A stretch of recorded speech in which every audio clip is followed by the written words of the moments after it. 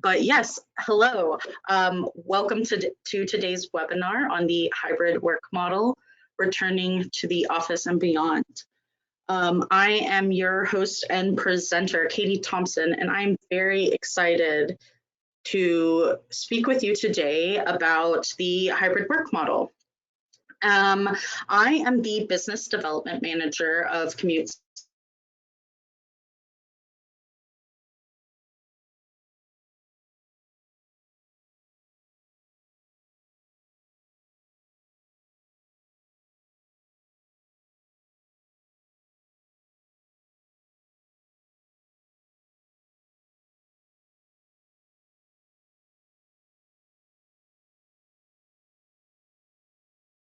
benefits commuter programs and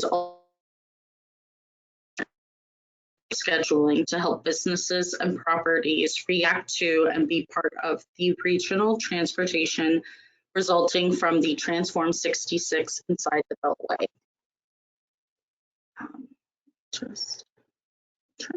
Okay. For today's agenda, we have been hearing a lot about the hybrid work model recently from both healthcare experts and HR professionals, guessing how popular this model should and will be for both the return to the workplace transition and the future of work. During today's webinar, we will talk about the definition of the hybrid work model, the different structures and ideal positions that would be great for candidates for the hybrid work model. We'll also be going over why you should consider this model, both now and for the future, bringing in data on how much money, time, and convenience both your company and your employees will save.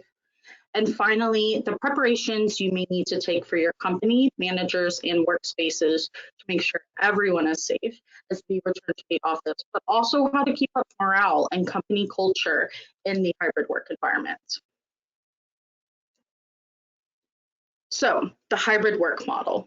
I just wanted to start off with some basics, but not go too deep because as we have had a year of working from home, this may still all be pretty familiar. But I wanted to start off and say that the hybrid work model has also been referred to as part remote, and that allows employees to either work remotely, some to work in the office, or a mixture of the two. And while the hybrid work model may seem new, here at Commute66, we've been looking at it as the next version of teleworking. Many of the same principles apply, but the guidelines of the hybrid work model cast a wider net, requiring companies and managers to prepare a bit more, but this is where this webinar will help. In terms of a wider net, while teleworking model has seen the majority of participants teleworking only once or twice a week, the hybrid work model flips this, allowing people to come into the office only once or twice a week, sometimes only a couple times a month. With this may come the need to invest in ways to support the hybrid work model, including different apps, improved technology, and communal space in the office. Additional manager training may also be needed as we continue virtual collaboration and how to promote the work culture and improve morale. Along with the wider net of preparation needed, there are also different structures you can consider. We suggest that it's best to have the entire office, or at minimum, the entire team prescribed to the same structure. But do choose the structures with your employee inputs. The first one is podding and cohorting. This has been a popular option for schools and is recommended by the CDC. It groups people into teams, and they have designated days when they can go into the office. For instance, Group A could go in on Monday and Tuesday, while Group B goes in on Wednesday and Thursday, or any variation. The idea is to slowly open up your office with more control than allowing everyone to come in at once. This will ease your employees back into the office in a way that promotes social distancing, while also allowing them to see their teammates and collaborate, overall creating a stress-free, or at least hopefully less stressful, transition back to the workplace. Another structure recommended by healthcare professionals and the CDC is staggering schedules. This allows people to arrive and leave at different times and may require your company to set up core hours. This will help employees also choose to reduce their time in traffic, lowering their stress and improving their morale, as it's very clear that their company cares about their time before and after the office. And you could help your employees save and get some extra bucks. They, with the staggering schedules, they may apply for the flex time rewards, a program run through Commuter Connections. It pays registered commuters an $8 incentive each time they avoid notoriously congested corridors in the DC region. I-66 is one of those corridors too. And finally, the WFA, the work from home, or excuse me, work from anywhere, fully remote. Some companies are deciding to ditch the office altogether, and some companies are allowing certain employees to be fully remote. But if they do ditch the office altogether, they may rent some spaces when they need a collaborative meeting, or they solely work in a virtual format. Either way, with the technology that we have today and the year of experience we collectively have, we know that it is possible for a business not only to succeed, but thrive in a all virtual and therefore a work from anywhere environment. This will also maybe help increase your competitiveness with top talent, but we will go more into that later. And finally, compatible positions. Now, I won't stay too long on this as we have had a year of experience on which positions are good and bad, but I did want to say that the Global Workplace Analytics, which we will be talking about a lot, they have done many and numerous studies during the workforce on the workforce during COVID, and they have an estimation of 56% of the workforce holds a job in the US that is compatible, at least partially or more, with remote work. So we already know the good positions for remote work, such as those that involve electronic transmission of information, where there's little to no risk of breaching privacy for client privacy and confidentiality, and positions that require minimal supervision and have limited face-to-face contact with clients at the employee's work site. But some tips and should-dos when deciding who continues to work from home and when they will return to the office that I wanted to highlight are putting the employee's health and safety first, and monitoring federal and regional health guidelines, allowing for personal choice whenever possible. This will provide meaningful support amidst so much uncertainty that we are continuing to experience, and prepare workplaces for new norms in the office environment. Okay, so now we will go on to why you should consider the hybrid work model now and beyond, putting some numbers and facts behind this decision. So each person has their own preferences on what they want with a work structure, especially now after this year of working from home, and it has provided us with a better understanding of our business's capabilities and capacity as we work fully remotely.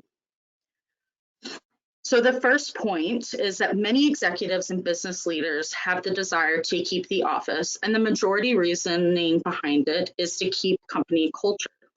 A survey done by PricewaterhouseCoopers in January 2021 found that 68% of executives and business leaders believe that people should be in the office at least 3 days a week to maintain distinctive company culture once the pandemic is no longer a concern. And that's what this image on the slide is telling us, showing us.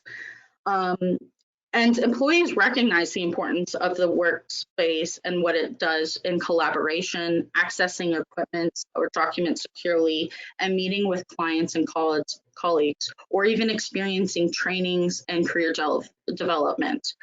I know that I sure miss the riffing and the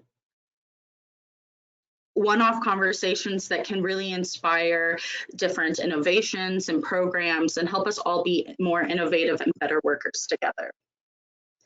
But while executives have the desire to keep the office, many may know or many may not know that employers can save about $11,000 a year for each worker that works remotely 2 days a week. These savings come from increased productivity, reduced office costs, reduced absenteeism, increased continuity of operations, and reduction in turnover. So we have the companies desiring to keep the office, but employees and teams have this new desire and need and recognition that working from home will make them happier. In fact, 80% of full-time workers expect to work from home at least 3 times per week after COVID-19. And 1 in 2 people won't even return to a job that does not offer remote work. Another survey by Morning Consultant found that Americans who are working remotely during the pandemic have largely had positive experiences. There are clear majorities saying working from home has given them more time during the day, improving them health, and brought them closer to their family members without significantly impacting their productivity. So, finding a balance between the different wants and the different needs. All of this is looking to have the return to office not being as simple as we may think or want. The rollout of vaccines and the lessening of social restrictions is raising confidence in returning to the hybrid office, but uncertainties remain about how to bring employees back safely, and business leaders must consider aligning workforce schedules with school reopenings and when is the best time to resume business travel. Some of these can be a trial and error situation with proper consideration and communication, but many of these solutions to these uncertainties need structure from our experts. Companies should develop a strategy that helps meet their goals while also addressing employee safety, expectations, and the need for increased flexibility, which is this goal of this PowerPoint and any follow-up consultation conversation we may have. And again, just to repeat, any company in Northern Virginia can receive free consultation and services from Commute66, thanks to the grant that we work under.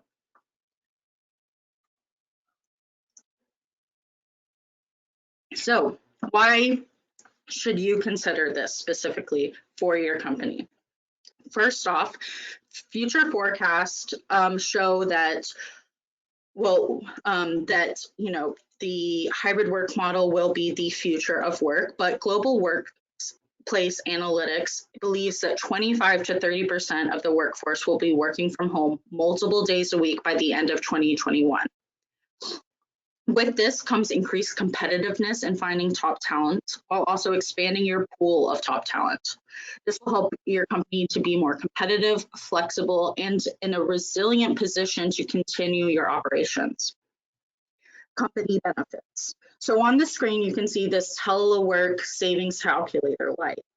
You can find this either by Googling it or when I send the copy of the slides, you can click on the link below the source Global Workplace Analytics, and you can find how much your company will be saving in terms of money, productivity, office space reduction, and absenteeism through this calculator. Both the U.S. Government Accountability Office and the Office of Management and Budget use this calculator both for their own purposes and for consultation purposes. So company benefits, as I mentioned earlier, you can expect to save approximately $11,000 in savings per year for each employee working remotely 2 to 3 times a week. So in terms of increased productivity, they have found many individuals, case studies, have found that during the pandemic, they have increased productivity between 20 to 55%. Reduced office space, Global Workplace Analytics has found that the annual office cost per person is approximately $7,500. So if remote workers are allowed an employer to reduce the office space by just 25%, the savings would equate to nearly $2,000 a year per half-time remote worker. Reduction in absenteeism has gone anywhere between 26 to 88% due to remote work, allowing for many reasons, but mainly so employees are exposed to less sick people. Employees may be able to work from home when they couldn't work at the office, which I find myself in these situations due to my chronic pain and various disabilities. And you can avoid the stress of the commute, office politics, and frequent interruptions typically found when working in the office. Plus, we've all found and seen how much of an increased continuity of operations is so important and available when we can work remotely. The for employee reasonings, time savings. On average, of US employees spends the equivalent of 28 days a year in traffic. And for those who commute exceeds an hour a day, they are spending at least 60 days a year in traffic. What a waste. And no wonder we felt like we had so much time back when we weren't commuting to the office. We also know that time spent in commute is a drain on our brain, and this helps or impacts our effectiveness and productivity at the workplace. Financial savings. The Global Workplace Analytics has found that an employee can experience anywhere between $600 and $6,400 a year due to reduced cost on transportation, parking, possible car insurance as well. Less money spent on meals, beverages, dry cleaning, serendipity spending at work. And some have even been able to save money on lowering daycare, after school, and elder care cost. And finally, in terms of employee benefits, there is just a better health, both mentally and physically. They found that employees have reported that being able to work remotely improves their sleep, reduces their stress, allows them to exercise more, and reduces the work-life conflict. For environmental reasonings, we all saw how the pandemic and the extreme measures to work at home and curb the curve, the positive impact that created on the environment. Who remembers the Italy Canal being so clear? And an interesting find is that if those are available to work remotely, about 56% of the workforce did so only half of the time, we would reduce our greenhouse gas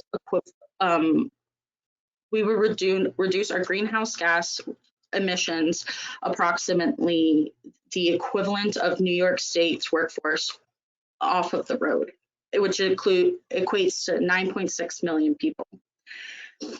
And societal benefits. There's such a long list of societal benefits that we can have when we choose to remove the geographical barriers of a workplace. But some of them includes the reduced wear and tear onto our transportation infrastructure, creating fuller employment for the disabled, military families, and rural populations, raising the standard of living in rural and disadvantaged area, thus improving equity, and revitalizing cities by reducing traffic. So how can we prepare your offices, your policies, and your managers for a long-term or short-term work strategy? So I wanted to just talk about some high priorities on your to-do list. There's many things that companies should do, but high priority should be to update your company policies. To find the right fits that your company needs when dispersing the workforce via the hybrid work model, you may need to ask the following question. 1, what's the right mix of remote work for your organization? This will depend on the nature of work, the experience level of the workforce, and employee preferences, which should be leading the factors in determining your company policy and decisions. Another question is, are you ready to consider a work from anywhere policy? As we all get more used to and better at the hybrid work model, many companies are considering a work from home anywhere policy that enables employees to live anywhere they wish within a defined region. Early research on the work from anywhere model suggests that Geographical flexibility enables employees to pursue bigger life goals relating to residential satisfaction, and this benefit may actually increase employee productivity in relative to work from home conditions. Other strategic considerations for the work from anywhere model include the potential for an increased talent pool, competitive recruitment of highly sought after employees, and just improvement in being able to keep the top talent as well. But what HR policies do need to be updated? Do your recruitment strategies need to shift their focus on a new or different skills and set of competencies? There are also compensation decisions to make, such as adjusting salaries for working from home and scaling the pay relative to the cost of living to the geographic region. While I can't answer your specific questions for your company on this presentation today, this is something that we can totally talk about in a one-on-one. So promoting company culture. As I mentioned earlier, that is the big reason why many company leaders and executives are wanting to keep the office. But it is not impossible to maintain a strong company culture while we are in a transition to a more hybrid work model. You may just need to reinforce and redefine what your company culture is. We recommend for sustaining culture in a virtual environment to include more town halls, special lunches, basically creating spaces to build shared experiences. Pulse check surveys are also a great way to check on whether shared values are coming across to employees, and intentional communications about programs, initiatives are important to your organization. Will help show not just what your company culture is, but how it is actually done and seen in our reality. Commute66 has worked with companies not only on forming and hosting these shared experienced events, especially in terms of communication about programs and initiatives, but we've also worked with drafting communication content about the programs and initiatives your organization is working on and promoting. And the highlighted point, the Virginia DOLE 16 VAC 2522080, what a mouthful, right? But it is the final permanent standard for infectious disease prevention of COVID-19 that was published this year on January 27th. And it is a list of requirements Virginia has for employers bringing their employees back to the office. So again, these are high priorities. This is a high priority, as this is a requirement by our state government. Some requirements in this include trainings for employees on the hazards and characteristics of COVID-19, a proper assessment of your workplace for hazards and job tasks that would potentially expose employees to COVID-19, and the development and implementation of policies and procedures for employees to report when they are experiencing any signs or symptoms consistent with COVID-19. Now, there's still more to do, and I'm still going through this fun Virginia DOLE requirement.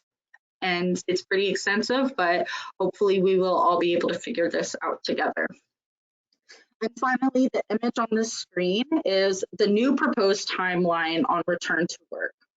Previously, many experts believed that we needed a 6 months of preparation to have a return to office plan created, finalized, communicated, and executed. But as we have continued to learn, and we have continued to improve our timeline for company preparation. This timeline does not mean that we will all be getting to the office, or excuse me, this timeline does mean that we will be getting to the office quickly once we have the process started. Meaning leadership teams will need flexibility, excellent communication, and a formalized plan created before the 6 weeks. So, considerations for managers. This is something that Commute66 does work with in terms of management training. And but in terms of considering for managers in the hybrid remote work climate, you want to see how you can foster a healthy remote work climate. And this means more of the mood and personality of your organization. So how can managers create a sense of safety? Research has demonstrated that high-performing teams have a sense of psychological safety where employees can feel they can speak up, ask for help, and offer ideas without being punished or ostracized. Safety is valuable in the remote work environment and can be increased when managers ask questions, such as checking in on how employees are to see how they are doing, showing vulnerability, such as sharing experiences, and one of them could be when you used a cat filter for an important video call. Inviting participations from all team members, asking questions such as, what do you think? What's your perspective on this? And what are we missing? And encourage risk, letting employees try out new ideas, pitch new processes, etc. You should also consider how you will consciously engage your employees, how you can find and nurture your employees' trust and accountability. In terms of improving morale, the best practices on fostering this morale is to have, it's important for managers to consider the climate that they can work in and how that they are shaping their environment and the way that they lead their team. Measures can help in understanding and improving both leadership effectiveness and team performance. And to create a great morale, managers should demonstrate boundaries, helping employees establish and maintain them as well. Some boundaries include physical and spatial, which means having a dedicated workspace. Temporal, finding the optimal time for that individual to work. Relational and interpersonal boundaries, maybe setting a time for an individual to reach out or a clear indication of now isn't a good time to reach out. Cognitive boundaries, such as individual preferences for integrating or segmenting work. And behavioral boundaries, such as faking a commute or by walking or stationary biking before and after work, just so your brain can signal the start and end. The most effective tool for this leader-supported best practice, or excuse me, sorry, for improved morale is that it can be done by having the leadership team start and really specify the pledge that y'all have to the work from home and the hybrid work model. In terms, and these are all also best practices as well. So for the manager training sessions hosted by Commute66, these trainings can be on relational skills that are known to enhance the remote work place, including establishing work norms, building trust, having an effective virtual communication pattern, and incorporating social elements into the virtual work relationship. One example is training on bursty communications, where ideas are given and responses are provided quickly. Managers host some of these bursty communication sessions, which have been shown to generate greater productivity and better remote team outcomes. Training on managing hybrid teams will be valuable in maintaining equity between remote and on-site employees, which all of this can be covered in training sessions hosted by Commute66. In-office changes. When thinking about how you want your office to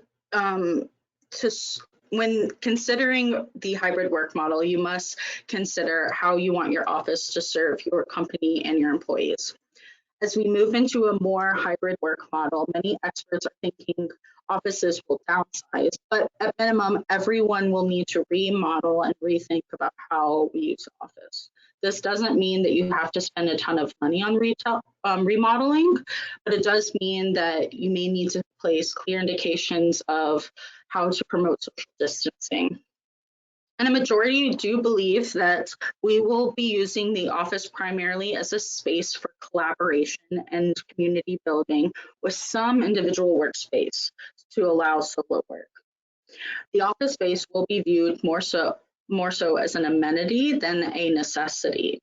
So executives at many companies are retrofitting their office with a safety first mindset, putting up social distance barriers and indicators so it's easier for people to maintain a 6 feet distance. Some are reducing the office capacity to half or less than it was pre-pandemic. And sanitation stations are being placed at the entrances, as well as a form checking that each employee must fill out when they enter to check for any possible symptoms they are feeling. This will ensure that everyone is healthy as they enter the office. Common trends we expect to see include no more assigned desks or offices. Instead, it will be converted to an unassigned hotel type seating arrangement with less square footage per seat than is the case today. In return, space for socializing and collaborating will increase. Some ideas for these rooms are huddle rooms, prompting ad hoc collaboration of 2 to 4 people, larger conference rooms where you can host decision-making meetings, and hubs to enable project teams to work together. These collaboration spaces will be equipped with tools and technology to enhance the experience, such as whiteboard walls, improved video conferencing technology for seamlessly patching in remote team members, apps for allowing individual to book rooms, preventing any overcrowding, while also letting your employees know how many people are in the office on a given day. And some companies are considering ditching the large single office and going into a remote office settings. So they will have multiple small offices around the city and the suburb area to help lower someone's commuting costs while still enabling them to collaborate and enhance business continuity. So, finding out more. We've covered a lot, and there may still be more that you need to know, but this may require more professional consulting, specifically on the tax implications and the federal implications. So first, OSHA work injuries at home. This requires employees to provide workplaces free from known hazards and record workplace injuries. The Fair Labor Standards Acts, establishing overtime rules and record-keeping standards regarding hours worked. Sadly, there is no federal COVID-specific regulations yet, which is why I brought up the Virginia DOLE, Department of Labor and Industry's final permanent standards on infectious disease prevention, as this is required for all Virginian employers. And I also wanted to include the tax state withholdings implications.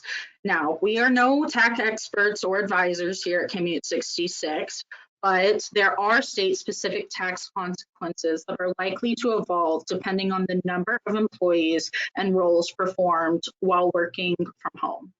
State tax withholdings differ per state, and we have been recommending that if employees are wanting to work remotely in another state for a month or longer, they must provide a notice about this change at least a month in advance, so management can determine any differencing in tax withholding specifics.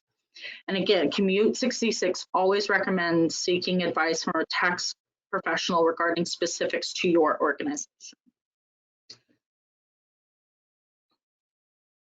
Helpful resources. As we wrap this up, I just wanted to include other things that I will be following up with you on this after this webinar, such as the slides, the recording of the webinar, some highlights on management training that we can do, as I've mentioned throughout this webinar, the telework management guide. While we are moving from telework to a more hybrid work model, we'll still see many of the same comparison and see this piece as relevant still.